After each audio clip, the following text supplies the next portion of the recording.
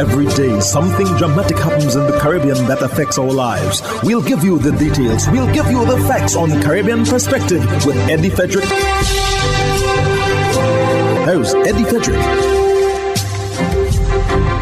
So glad you can join us. Opposition MP in Trinidad and Tobago asked the Minister of Finance to read the budget in 3 repetitive words. This story takes the lead in today's edition of Caribbean Perspective for Wednesday, 21st September 2022. Details when we return. The hurricane season is now upon us, so we as Caribbean people need to remember to think safety and be prepared. Avoid venturing outside during a storm or hurricane, especially if there are strong winds. Rooftops and other debris are often blown about and can cause great damage.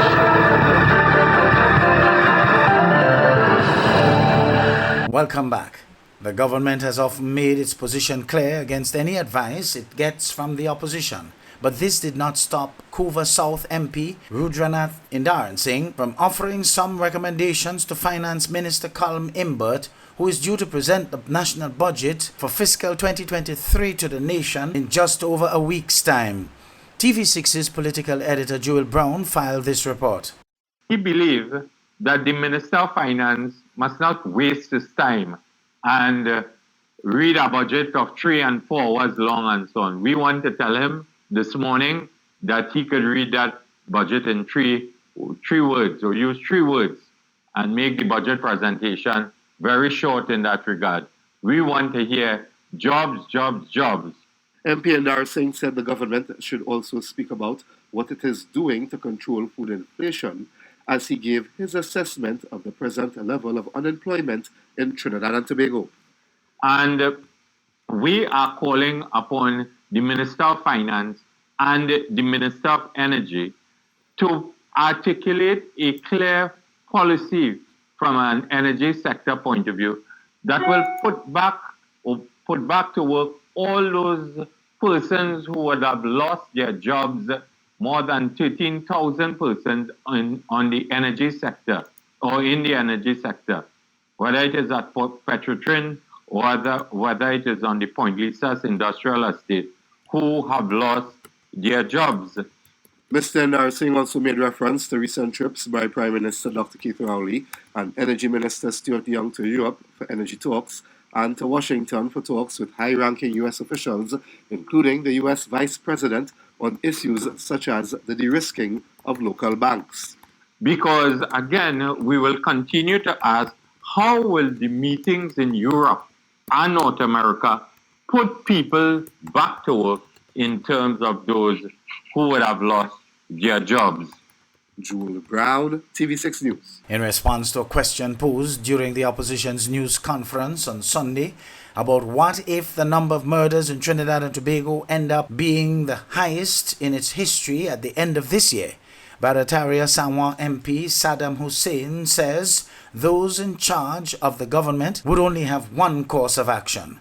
Jewel Brown again of TV6 News reports. I think it will be a moral decision on the Prime Minister and his cabinet to dissolve the Parliament, resign and call a fresh election, because they have clearly shown that they are not competent to deal with this issue. And I remember one criminologist even projecting that by the year 2023, we may cross almost 600 to 700 murders per year if we are on the current trajectory. The next general election is due in 2025. One newspaper had reported that, as of Friday, the murder toll for 2022 so far had reached 420. For the period 2022, they have reported that there are 1,462 gang members in Trinidad and Tobago. 1,462 gang members, but you are not prosecuting them.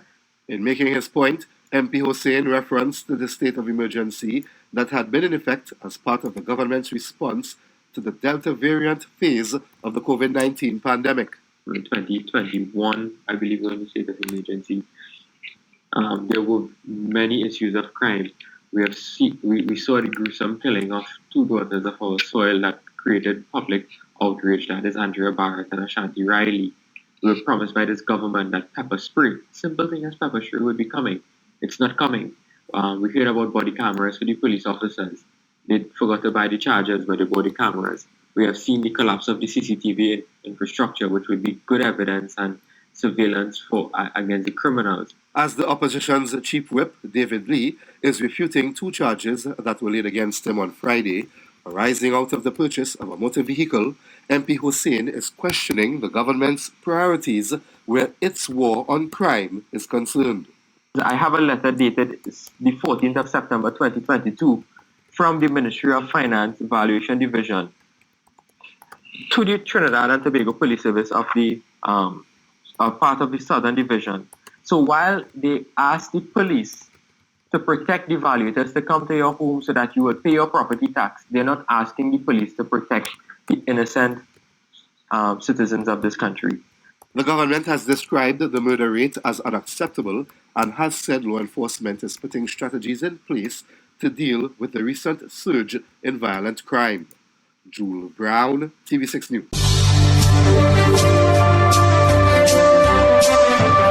You're listening to Caribbean Perspective with Eddie Frederick.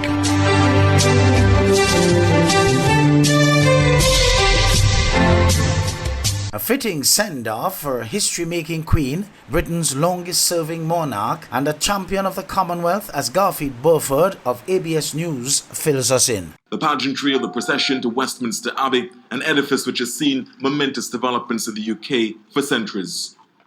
The solemnity of the state funeral captivated a global audience. To remember her long life of selfless service and ensure confidence, to commit her to the mercy of God, our Maker and Redeemer.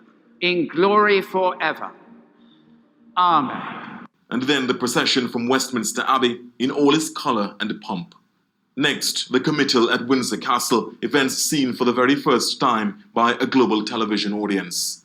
To commit into the hands of God and dignified presence has given us confidence to face the future as she did, with courage and with hope. Her late Majesty famously declared on a 21st birthday broadcast that her whole life would be dedicated to serving the nation and Commonwealth. Rarely has such a promise been so well kept. The removal of the imperial crown, sceptre and orb from atop the coffin was profound, signifying the end of the Queen's reign. Then the symbolic breaking of the wand of office by Lord Parker, the Lord Chamberlain, marking the end of the Lord Chamberlain's term in service of Queen Elizabeth. The King looks on, mourning his mother and bracing himself for the weight of responsibility as he carries the mantle of service. For many, the most poignant moment of the proceedings was the Queen's coffin lowered into the vault at St. George's Chapel to the sound of Her Majesty's piper. It hath pleased Almighty God to take out of this transitory life unto his divine mercy the late, most high, most mighty, and most excellent monarch, Elizabeth II. By the grace of God, of the United Kingdom of Great Britain and Northern Ireland, and of her other realms and territories, Queen, head of the Commonwealth, defender of the faith, and sovereign of the most noble Order of the Garter.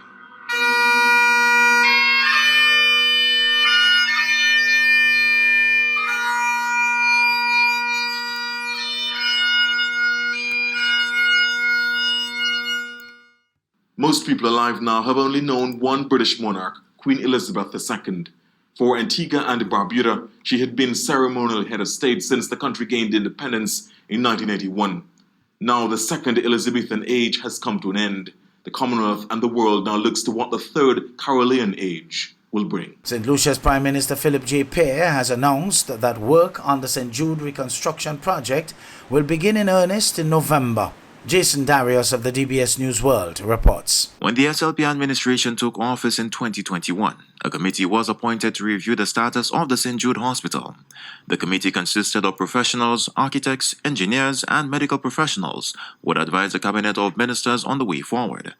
According to Prime Minister Philippe J. Pierre, the committee recommended that construction should continue on the original building. The Prime Minister says external works at the site will recommence in November. And the committee advised that we should continue construction on the original St. Jude's. And I'm pleased to tell you that construction work on the original St. Jude's will commence in November this year. The first phase of the construction would be the fencing of the original site and exterior works. So the exterior works are going to commence fencing, and the exterior works are going to commence in November, and full construction of the remaining buildings will continue in the new year.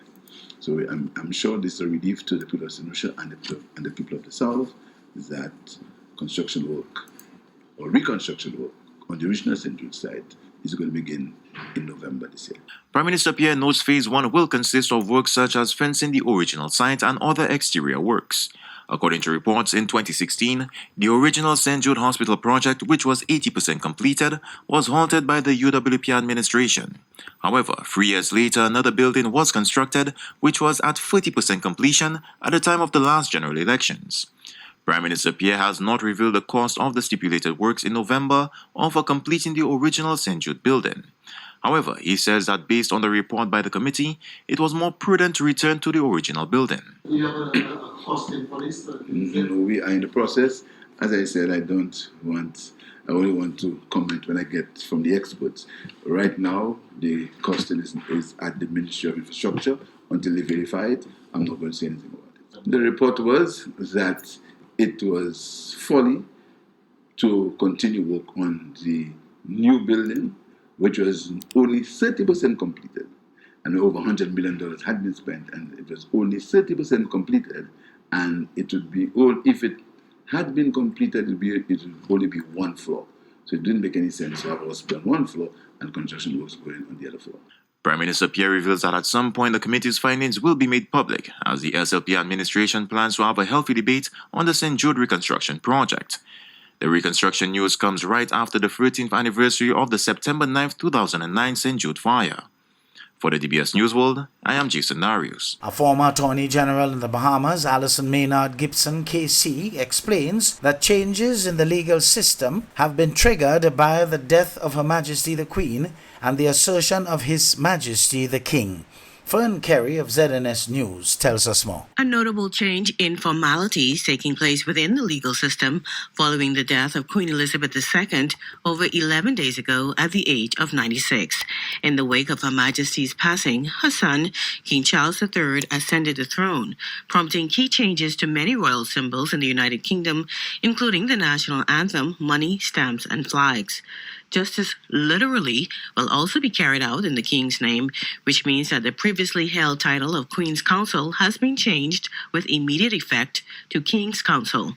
Former Attorney General Alison Maynard Gibson, KC, beforehand QC, says those changes are also reflected in other areas of the justice system. In our courts, any document that says Regina, because of our interpretation of General Causes Act, that means that the masculine includes the feminine, that will not invalidate any of the proceedings that have Regina. But any new proceeding will now say Rex, which is, of course, the male, symbolizing the king.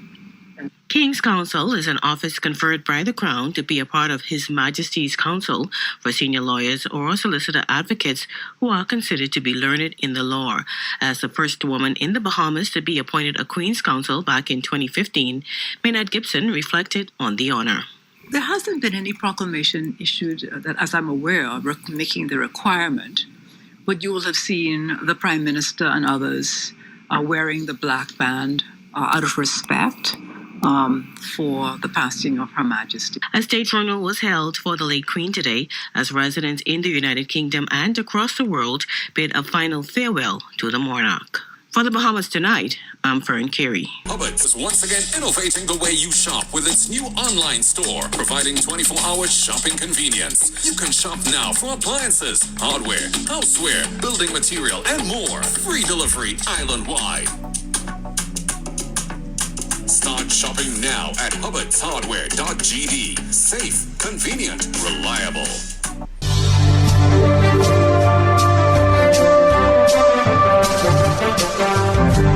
I am Eddie Frederick. This has been Caribbean Perspective, a whole new approach to highlighting developments in the Caribbean.